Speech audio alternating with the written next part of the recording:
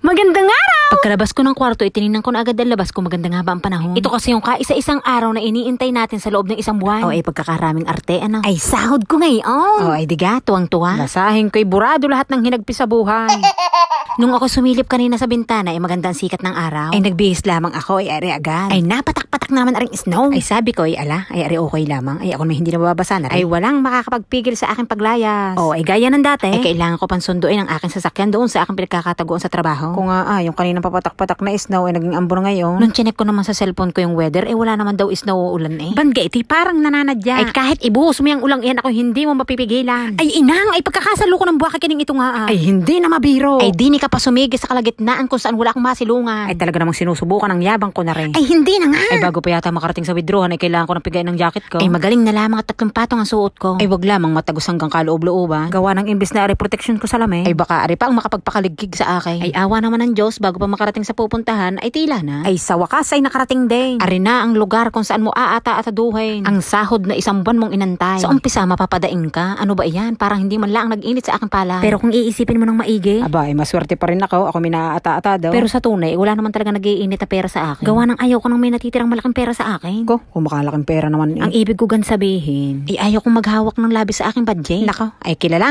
ko ang sarili ko. Paniguradong madidisgrasya ko iyan. Kung ano-ano-anong naiisipang bilhin. Ay ngayon pa naman ako napapaibig bumili ng Christmas tree. Ay pagkatapos nga mag-withdraw, ay maaari ka namang hindi kumain sa labas. Ay ari talagang pinaghandaan ko. Ay sinadya kong hindi mag-almusal. Para maka-order ka man ng mga sarap o hindi. Ay worth it pa rin. Garing pasal na eh. Ay bago ako pumasok, ay aring jacket kong basa, iiwanan ko muna din sa bahay. Para naman hindi ako literal labas ang sisiw pag pumasok ako sa loob. Ay isa pa sa dahilan, ay wala din kasi akong plano maglaban ng jacket. Ay pag ari dinala ko papasok sa loob, ay kapit ang amoy, bit-bit hanggang labas. Ang arte ko ano? Bago ang jacket ko, hindi nyo kapansin. Bagong bili sa tindahan ng mga luma.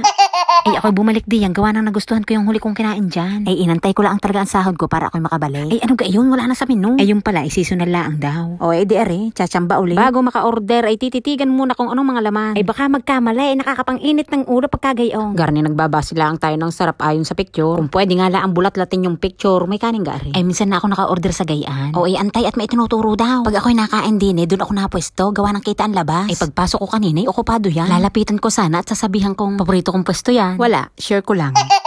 Ay hindi na ako nakalipat, gawa ng dumating na ang order ko. Ay areng in-order ko yung hiwalay yung kanin. Gawa ng gaya ng sinasabi ko kanina. Ay minsan na ako nagkamali ng order din eh. Ay yung ganamang ang pinili ko ay yung nakamangko. Tapos ay punong-puno siya ng toppings na karne. Ay sabi ko ay inang, ay loriat ito. Ay di dumating na ngayon ano. Ay iyon nga kung ano yung nasa picture. Aba ay unang sandok. Ay inang, ay ano gan lambot ng pagkakabaon ng kutsara ko. Ay sagad-agad hanggang ilalim ng mangko. Ay anak ka ng tokwa, walang kanin, puro tokwa. Ay magaling sana kung medyo perito baga. Kupo, siyang siya ng gulaman. Yan ang napapala ng kaartehan. Ay kaya pala may nakalagay dong low carbs. Ay ang akala ko naman ay bawas yung taba sa karne. Ay ako naman ay 1 kalahating ang ulaga. Ay ang dapat pala sana low fats ang nakalagay. Ano? Hala, labubo. Pero dapat sana na lamang ay nilagay na lang nilang no rice. Hindi yung low carbs. Garning low gets eh.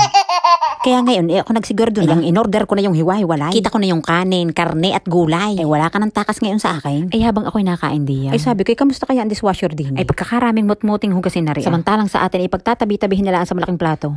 Ay, ginawang punsyonan. O kung sa atin, ang karamihan ng partner ng set ay dessert, ay di na iniyadyad na root crabs. Tapos meron pa siyang maliit na platito na tinadtad na gulay. O ari pa ang soup nila. O kung sa atin ay pinakulo ang buto-buto, ay di na binurong soybeans. Ay pag nga naman hindi ka pa umabot ng 100 ang buhay mo din eh. O dahil hindi ko naman pinangarap na umabot sa 100 taong gulang, ay siya ako'y mamamalengke ng mga pampabata. Ako'y mamamalengke ng mga karne. Gawa ng kung mga gulay ay meron naman ako naiuwi sa trabaho. Ay dapat sana isasama ko talaga kayo sa loob. Ay naabutan ko din yung mga kaibigan nating parmir na Pinoy. Ay iyon at napahunta. Ay tingnan nyo pag bayad ko sa cashier ay binigyan ako na ring scratch. Sa susunod ko daw na pamamalengke din eh. Kung anong porsyento ang lumabas diyan, yun daw ang aking magiging discount. O kinaskas ko na. Aba naka 5% din naman. Ay hindi na masama. O bago nga ako umuwi. Ay dahil malapit-lapit din naman sa paborito kong libangan. Ba sinaglitan ko na. Ay ako sana nagpaplanong maglagay ng Christmas tree sa bahay. Oo, plano. Gawa ng hindi ko itinulong. Ay hindi ko kasi sigurado kung makakabuti ba to sa akin. Ikakatuwa ko ba ito? O ikabibigat lang ng kalooban ko? Ay naisip ko kasi kasarap sa piling kapag may Christmas tree, diga. Ay nagbago ang isip ko. Ay parang mas masarap ang piling kung nasa Pilipinas. Ay ariligpiting ko lamang. Mabigat na sa damdamin, mabigat pa sa bulsa. Ay yun talaga yun. Lasahin ko yung nakita ang presyuhan.